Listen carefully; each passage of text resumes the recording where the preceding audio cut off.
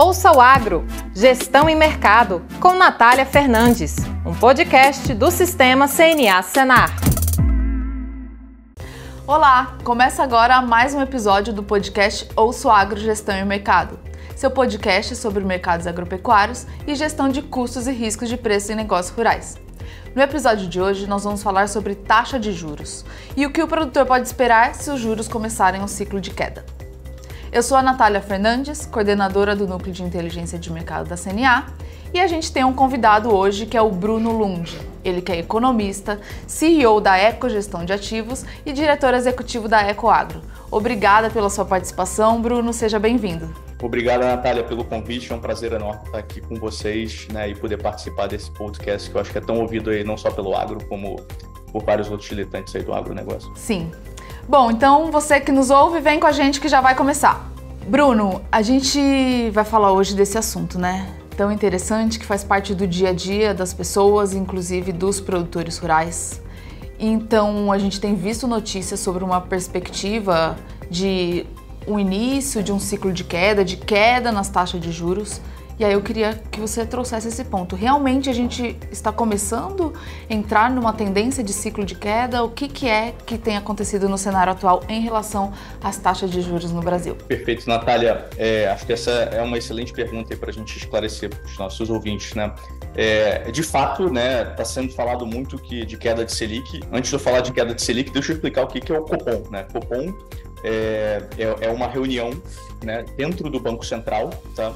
O Banco Central é a entidade, né, do governo que é responsável por cuidar da política monetária e, por sua vez, né, que a política monetária tem muito a ver com a taxa de juros. É o Banco Central que, em última instância, nessa reunião, o Copom determina o que se chama de Selic, que é a taxa base, né, de juros da nossa economia. O mercado apressa, tá? A expectativa de mercado é que a taxa encerre esse ano tá, em 12%, saindo de 13,75% que a gente está hoje, tá? Além disso, esse ciclo não para por aí, né? Não para nesses 12%, né? Em 2024 ele continua, tá? Até chegar a 9,5%, tá? No fim do ano. É isso que o mercado está apressando, é isso que as projeções, né, do relatório Focus, né, que representa as estimativas de várias casas, né, de mercado que acompanham, né, o andamento da Selic, tá? 24 cai também mais um pouco, né? Ou seja, 4,25 pontos, tá? E depois em 25, né, ele mais ou menos estabiliza em 9 e 26, podendo cair mais 50 pontos aí para 8,5, ou seja, uma queda de 13,75 para 8,5 aí até o final desse ciclo. Isso por quê? Né? Porque a inflação que vinha muito alta, né, desde o Covid, né, começou a ceder cada vez mais devido a essa subida, né, de queda, né, dessa subida de taxa de juros, né? Essa subida de taxa de juros levou a um desaquecimento da economia, levou a aumentos de custos de crédito e, por sua vez, né, menos investimentos que culminaram nesse desaquecimento da economia. A economia agora está bastante já retraída, já começou a sentir nos preços, né? Essa retração já começou a bater nos preços, tanto nos preços do atacado quanto nos preços dos consumidores, tá? A inflação está convergindo para as metas de inflação que o Banco Central gostaria que isso, né, convergisse, tá? E a inflação começando a convergir para dentro das bandas da meta, né, da inflação. O que leva a isso é que o Banco Central agora está tranquilo, está confortável a começar a reduzir essa taxa de juros, né? Porque ninguém gosta de taxa de juros alta, né? O Banco Central também não gosta de taxa de juros alta, né? Ele mantém essa taxa de juros alta exatamente porque ele tem uma meta, né? Uma meta de inflação, e ele precisa atender essa meta. Se ele não atende essa meta, ele precisa justificar perante o Congresso, tá? Perante o Senado, né? Todo fim de ano, por que ele não atendeu essa meta, tá? Então, para atender essa meta, ele levou essa taxa. A meta agora, tudo indica que está entrando, né, dentro desses patamares aceitáveis, tá? Não só correntemente, como também as expectativas futuras. Então, ele está pronto para começar essa queda de taxa de juros e já sinalizou, né, na última reunião do Copom. Então, devemos ter, sim, né, um ciclo de queda de juros aí contundente, né? Não será pequeno, né? Sai de 13,75 no início desse ano para 12 no fim desse ano. tá? E depois deve continuar essa queda, né? 9,5% no fim do ano que vem e chegando ali a 8,5% em 2026. Tá? E que boa notícia, né, Bruno? Essa entrada agora desse ciclo de queda que deve beneficiar o setor agropecuário de forma geral. Queria que você falasse um pouco de como, você falou da questão da taxa Selic ser a taxa básica de juros, então o que deve acontecer reduz a taxa Selic e o que vem depois? O que acontece na prática para o produtor? Como que ele pode sentir os benefícios e oportunidades por meio dessa redução da taxa Selic, primeiramente? Perfeito. A redução da taxa Selic afeta claramente vários setores da economia e, em particular, também, né, o agronegócio, né, e mais particularmente ainda, né, o produtor. Tá? Eu vejo dois ângulos, né, de impacto, tá, nas empresas como um todo, né, e no produtor como um todo. Tá? Eu gostaria de trabalhar esses dois ângulos. Tá? O primeiro ângulo se refere a custo de crédito. Tá? É natural que com a Selic caindo, né, as pessoas pensem que, né, o custo de crédito, né, o custo do produtor custear a sua produção, né, caia. Tá? Então esse é o primeiro ângulo que eu já vou falar um pouquinho sobre ele. E o segundo ângulo, né, que eu gosto também de olhar, é se isso terá algum impacto em preços, né, e faturamento para esse produtor. E, né, uma queda na taxa Selic também pode ter impacto nos preços dos produtos que ele vende e, consequentemente, se tem um impacto no preço dos produtos que ele vende, vai ter um impacto, né, no seu faturamento e, consequentemente, na sua margem operacional. Tá? Então eu queria estressar esses dois pontos aqui. Vamos começar primeiro pelo ponto 1, que é a questão do custo de crédito. Tá? Custo de crédito, acho que vale a pena a gente fatiar a discussão em três. Né? Vamos falar dois. Né? O pequeno produtor, né, que está muito associado a uma taxa, né, que é uma taxa controlada, tá, pelo governo, né, que é a taxa do Pronaf. Tá? Então, pequeno produtor, tá, ele, né, nesse plano safra que, né, foi divulgado, né, há pouco tempo atrás, tá, agora em julho, né, já se viu uma redução nessa taxa, na minha percepção, muito por conta de dois motivos. Tá? Já prevendo que vai ter esse ciclo de queda na Selic, né, o governo antecipou essa redução, né, nessa taxa do Pronaf, né, de 5% para 4% ao ano. Tá? E de outra monta também, né, para você reduzir essa taxa, né, o governo, como essa taxa é subsidiada, um pedaço disso é pago, né, pelo governo, tá? O governo precisa ter orçamento para isso. Então o governo arrumou o orçamento, né, e prevendo, né, uma queda nessa taxa Selic, ele conseguiu, com esse orçamento, né, reduzir essa taxa do Pronaf aí de 5% para 4%. Isso já é realidade, então os produtores que forem buscar seu crédito no Pronaf, né, já vai ter pelo menos essa redução aí de 5% para 4% aí no seu custo de crédito. Isso pensando em pequeno produtor, né, que é aquela, né, produção mais familiar, né, de propriedades, né, menores, né, então já teve essa redução nesse custo. Esse custo não deve cair, né, Natália, até junho do ano que vem, não deve cair mais até junho do ano que vem, e não sabemos também se em junho do ano que vem, né, junho e julho do ano que vem, que é quando é anunciado o próximo, né, plano safra, se isso cairá novamente, mesmo tendo essa queda contundente aí da Selic, tá? Porque não basta a Selic cair, tá? O governo precisa ter orçamento também para conseguir fazer frente, tá, a essa despesa que ele tem, né, para subsidiar, né, essa queda na taxa de juros. Esse ano ele conseguiu, por isso ele caiu a taxa em 1 ponto percentual. Não sabemos se ano que vem teremos orçamento, né, suficiente para fazer novas reduções. Mas já é uma boa notícia, né, uma redução de 1 ponto percentual aí para o pequeno produtor. Tá? Indo para o médio e para o grande produtor, tá? Aqui eles estão muito mais conectados às taxas de mercado, tá? O grosso do crédito que eles tomam, né, tanto para custear a sua produção como para fazer novos investimentos, né, que a gente chama de CAPEX, Capital Expenditures em inglês, ou investimentos, né, em português. Para esses dois tipos de investimentos, né, a lógica aqui é a lógica do mercado. Tá? Então, esses produtores, eles tomam crédito, né, nos bancos, né? Os bancos, obviamente, observam, né, essa taxa base de juros, que é a Selic, que eu falei há pouco tempo atrás, que está começando um ciclo de queda. Consequentemente, os bancos agora vão conseguir captar, né, num nível de taxa mais barato, e captando num nível de taxa mais barato, vão conseguir repassar esse nível mais baixo, tá, para os produtores, né, médios e pequenos. Então, do lado do custo de crédito, eu diria que é uma boa notícia. Eu acho que ao longo do tempo a gente vai ver esse custo de crédito, né, reduzindo para médios produtores e para grandes produtores, conforme, né, a Selic for caindo. Né? Porque o banco ele sempre trabalha, né, ao conceder crédito, né, para o produtor, né, ele olha a taxa que ele capta, né, que usualmente é a Selic, grandes bancos até abaixo disso, por causa de poupança, né, que tem um custo mais baixo do que a própria Selic. Então ele olha o seu custo de captação, ele coloca um spread que tem a ver com o risco do crédito, o risco de não receber de volta o dinheiro, né, que ele emprestou, né, por causa do devedor, né, não pagá-lo. Então ele tem que botar isso na conta, tá?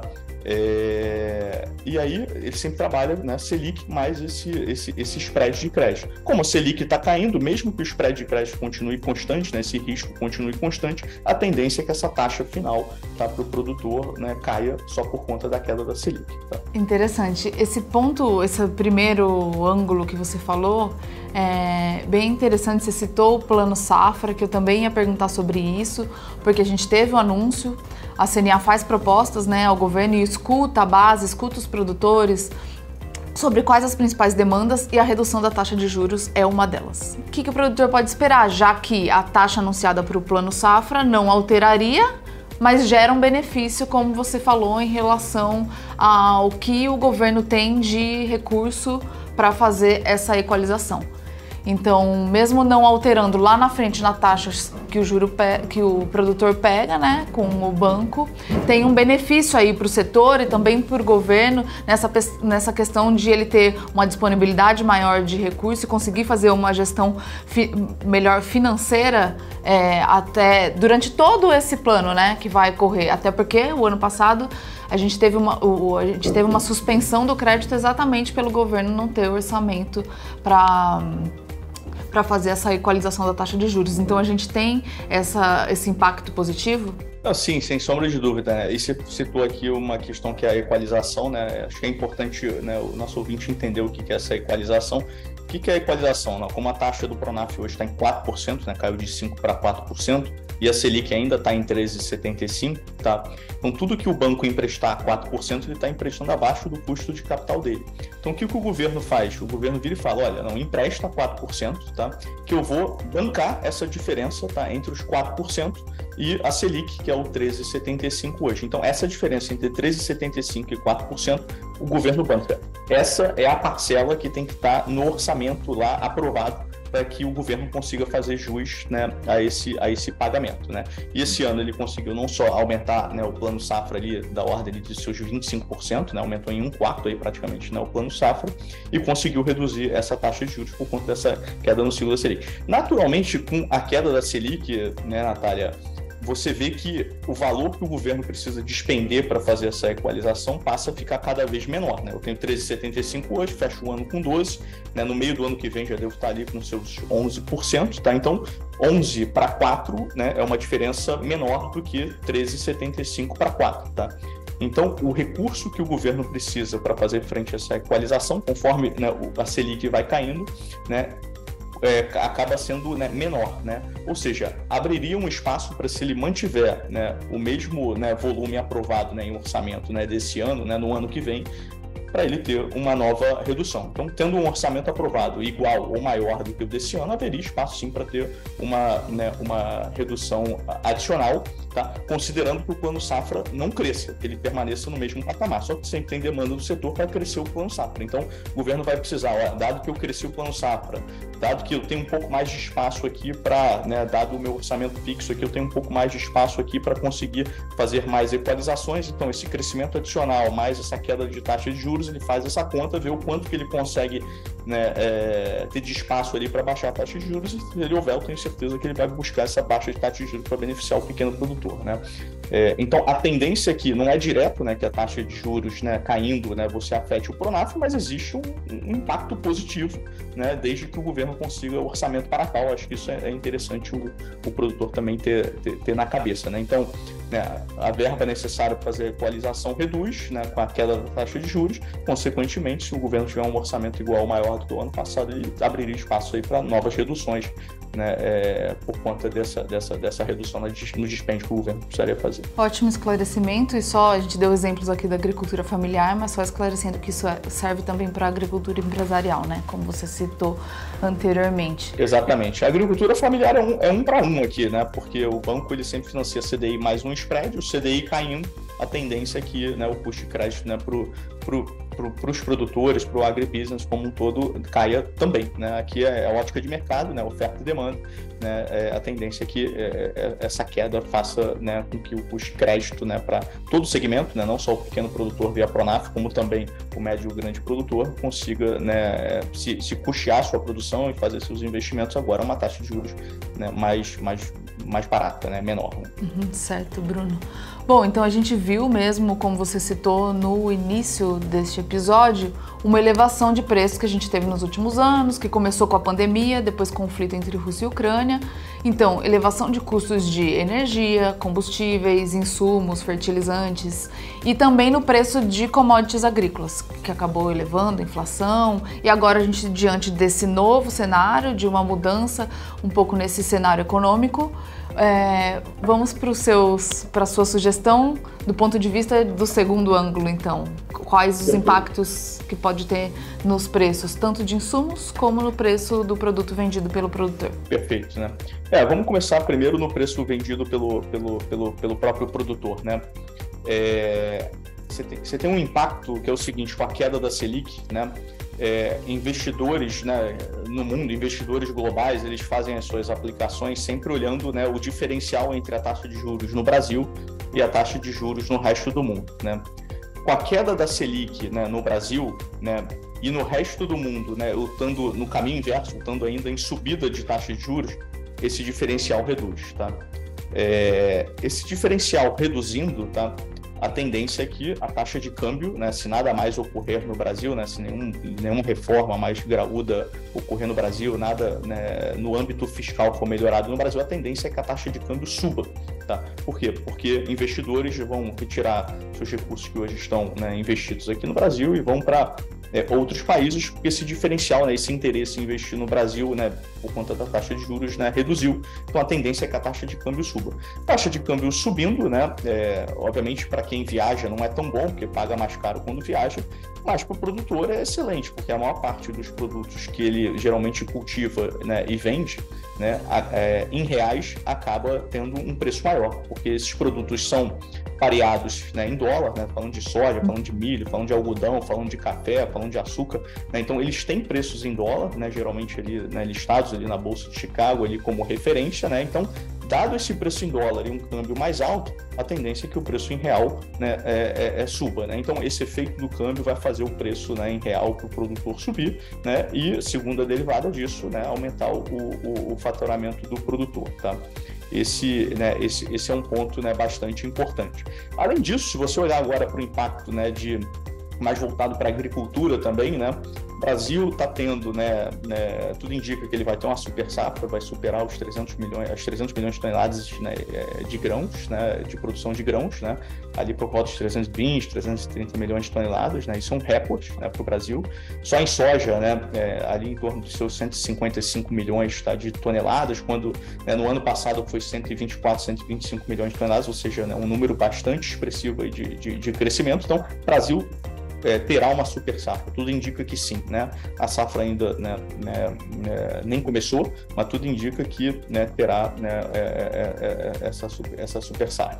Ao passo que Estados Unidos, né, começou bem, né, lá em maio, né, no plantio, tudo indicava que também teria uma super safra lá nos Estados Unidos, mas no meio do caminho, né, os Estados Unidos começou a sofrer com estiagem, começou a sofrer, né, por questões climáticas, né, e essa safra que começou bem, né, hoje não está mais tão bem. Se você pegar as safras nos Estados Unidos que estão em condições excelentes e boas, ela reduziu bastante e hoje está em níveis abaixo do ano passado e abaixo da média histórica, tá? Então tudo indica que a safra nos Estados Unidos vai ser menor do que do ano passado, né, e da sua história, né, mais recente. Obviamente, eu tendo menos oferta de grãos no mercado, a tendência é o quê? É que o preço desses grãos subam, né? Menos oferta com a mesma demanda ou demanda crescente, porque eu tenho sempre população demandando mais comida, demandando mais grãos, né? Conforme, né, a taxa de natalidade, né, aumenta, né, no mundo, né? Eu tenho sempre pessoas, né, nascendo no mundo, eu tenho, né, uma tendência de natalidade positiva, né, no mundo, tá? De crescimento populacional. A tendência é que essa demanda por alimentos seja crescente, então, dado uma demanda crescente, com uma oferta menor do que a esperada, né, isso impacta diretamente o preço em dólar, né, o preço em dólar dessas commodities, né, e a gente tem visto, né, esse impacto, principalmente depois do último relatório que saiu ali do Departamento de Agricultura americano, né, e o USDA, mostrando, né, claramente isso, né? Então teve um impacto, né, do preço para cima, né, e a tendência é que esse preço, né, continue subindo conforme, né, isso vá sendo materializado, né, conforme, né, for sendo demonstrado que de fato a safra nos Estados Unidos não será tão boa quanto ela tinha, né, inicialmente, né, imaginado, tá? Isso vai ter né, além, né, de eu ter esse efeito cambial que eu falei anteriormente, eu tenho esse outro efeito agora por conta, né, de super safra no Brasil sendo compensada por uma safra, né, um pouco pior ali nos Estados Unidos. Esse efeito está sendo, né, mais positivo para preços, tá? Essa parte, né, da queda, né, da safra nos Estados Unidos, né, tá sendo mais relevante do que a super safra aqui no Brasil. Com isso, a tendência é que o preço suba, tá, em dólar, né, dessas commodities, e que também é um outro ponto que beneficia o produtor. Então, não só o câmbio, né, melhora o preço em real, né, para o produtor no Brasil, mas a tendência do preço em dólar subindo também melhora, né, o preço em real também aqui para o produtor. Então, eu tenho esses dois fenômenos, né, que estão acontecendo agora, que levam a tendência do preço em dólar para cima e preço tá em real para cima, e consequentemente faturamento, né, e margens do produtor aqui, né, aqui para cima também, tá? Isso é claro, né, e a gente tem visto isso, né, e esses impactos, né, não só lá em Chicago, como também nos preços que estão sendo praticados nas praças, tá, aqui no Brasil. Soja aqui chegou a bater R$110 em algumas praças, já é visto ali a 130 nessas mesmas praças, e com tendência de continuar subindo, tá? E tem um outro efeito também, Natália, que eu acho que vale a pena a gente citar, e que a gente viu aqui e vem acompanhando aqui, que foi o fato de nessa safra que terminou agora, né, em maio, né, que está aqui agora no finalzinho de maio, que os produtores já colheram, né, eles, né, prevendo que o preço fosse subir, né, a expectativa do preço subir ainda mais, acabou não vendendo de forma antecipativa na mesma proporção que ele vinha fazendo, né, nos anos anteriores, tá? Então, vendeu-se muito pouco dessa safra, né, logo no início da safra ou no meio da safra, o que acabou culminando com excesso de vendas, né, de safra agora em maio, né? Então, teve uma enxurrada, né, de venda de grãos, né, principalmente agora em maio, tá? Essa enxurrada de venda de grãos agora em maio, né, ou seja, muita, né, oferta de grãos com uma demanda, né, que não está tão grande assim, né, acabou levando os preços para baixo, tá? Então, o produtor, ele sentiu um pouco, né, os preços caindo, né, agora, tá?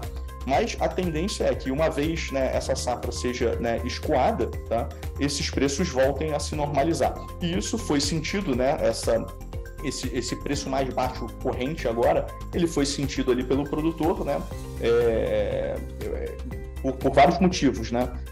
Você teve uma questão não só de excesso de venda, como também você teve uma questão de logística para fazer frente a esse excesso de venda, né? Logística e armazenamento para fazer frente a esse excesso de venda, né? É sabido que no Brasil a gente tem um déficit de armazenagem, né, de silos, tá, né, no Brasil, tá? Não tem silo suficiente para você estocar, né, essa produção. Não tendo silo suficiente para estocar essa produção, você obrigatoriamente precisa vender para não perder a produção, porque senão você deixa em silo bag ao ar livre, cai chuva lá, fica ao ar livre, aquilo pode estragar, né, uma produção que você, né, levou tanto tempo ali para colher.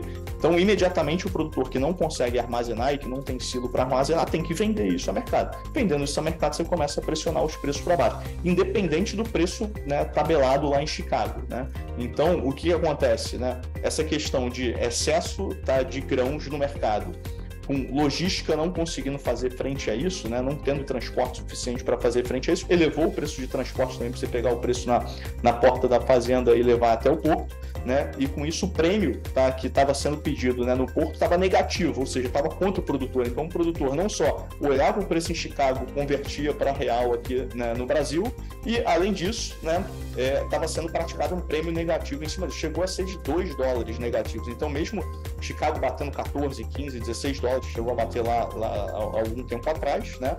$2 a menos faz muita diferença para o produtor, né? $2 a menos vezes 5, tá, né, aproximadamente aí o câmbio hoje é R$10 a menos aí para o produtor. Então é bastante compressão de preço aí para o produtor. E a tendência é que agora, com esse fim de safra e com esse escoamento, né, esses prêmios que estavam negativos, né, já estão começando a subir, estão ficando cada vez menos negativos. Em julho ainda está negativo, né, que nos falamos agora em julho ainda, né, apesar desse episódio ir ao ar aí no dia 4 de agosto. Mas em agosto já se espera, tá, um prêmio positivo, tá? Então o mercado já está apressando, né, um prêmio positivo. O que é um prêmio positivo? Você vai ver Chicago, né, você vai converter para real e você ainda vai incorporar mais um prêmiozinho ali positivo. Estamos falando ali de a ordem de 50, 60 centavos positivo. Então, tudo indica que, não só por conta de todo esse contexto macroeconômico, né, e agrário, né, o preço vai subir, né, tanto em dólar quanto em real, por causa de câmbio, por causa de safra, né, nos Estados Unidos, mas como também você vai ter agora, né, uma vez que essa safra seja toda escoada, você volta a ter prêmios positivos, né, ou seja, mais um impacto, né, o terceiro impacto aí, né, câmbio um impacto, né, safra americana, né, com outro impacto positivo para preço, e agora também prêmio, né, também impactando aqui esse preço para cima, tá? Então, a tendência é que o preço para o produtor vá para cima, tá? E com isso melhore suas margens, melhore seu faturamento, tá? Então a tendência é bastante positiva para essa próxima safra de 23, 24. Bom, interessante, Bruno, que você falou essa questão de comercialização, né, desafios, o atraso da comercialização e também desafios com a questão logística. E a gente gravou sobre esse assunto, nosso episódio número 81 foi exatamente sobre isso. A gente tem acompanhado aqui também que essa queda de preços e o produtor esperando preços mais apreciados acabou deixando a lavoura, atrasando um pouco a colheita e a comercialização também. Então a gente ainda tem esse desafio relacionado à comercialização e à logística da produção. E aí você trouxe esse ponto de perspectivas positivas também para o preço de venda dos produtos ao produtor diante dessa tendência de redução da taxa de juros e que, considerando uma elevação de oferta da produção e também uma necessidade maior de uso de insumos, para o caso dos insumos, provavelmente a gente tenha também alguma sinalização de elevação? No meu modo de pensar, ele guarda, sim, uma relação com o preço das commodities, né? As indústrias de insumo, né, e as revendas que vendem os insumos para o produtor, né, ali na ponta, tá? Claramente, né, na hora de formar o seu preço, eles olham, né, o tamanho da margem, né, que está chegando para o produtor, ou seja, o quanto que o produtor está faturando ou pode faturar, dado, né, esse preço da commodity em dólar e dado, né, isso convertido para real e dado o prêmio que está sendo praticado no porto, tá? Então ele olha para isso e fala, olha, se eu vender a tal preço, né, esse produtor vai ter tanto de margem, se eu vender a outro preço, esse produtor vai ter uma margem maior ou uma margem menor. Então, a indústria, na hora de setar o seu preço, assim como a revenda, ela observa, né, o mercado e ela claramente, né, acaba absorvendo um pedaço desse acréscimo da margem do produtor, né? Então, esse impacto de preço positivo, faturamento positivo, tá? Faz com que, né, exista, sim, né, uma tendência, tá, da indústria de insumos e das revendas começarem a praticar um preço um pouco mais alto, né, e avançar um pouco desse incremento de margem que vai ter no produtor. Não todo, não diria que é 1 para 1, tá? Mas a tendência é que, sim, né, exista, né, um crescimento, né, no preço dos insumos, tá? Mas nada que preocupe o produtor, né? O produtor ainda vai ter a margem, né? A indústria não vai tomar a margem inteira do produtor, né? Ela sabe que não pode fazer isso, ela depende do produtor até para, né, o produtor acaba, né, é quem compra, né, o insumo dela. Mas ela, né, olha o mercado e não vai deixar todo esse incremento de margem ficar só para o produtor, tá? Então, o que a gente observa aqui é que sempre que existe, né, um incremento de preço e um incremento de margem do produtor, a indústria acaba, né, absorvendo um pedaço disso, tá? Então, nossa visão aqui é que sim, pode existir um crescimento no preço dos insumos, mas nada que preocupe o produtor. Ele vai conseguir ter a margem dele operacional ali, histórica, que ele vinha tendo, né? Talvez até, né, com todos esses impactos positivos no preço, até melhor, porque a indústria acaba sempre fazendo isso de uma forma mais paulatina e nunca de forma tão tempestiva, tá?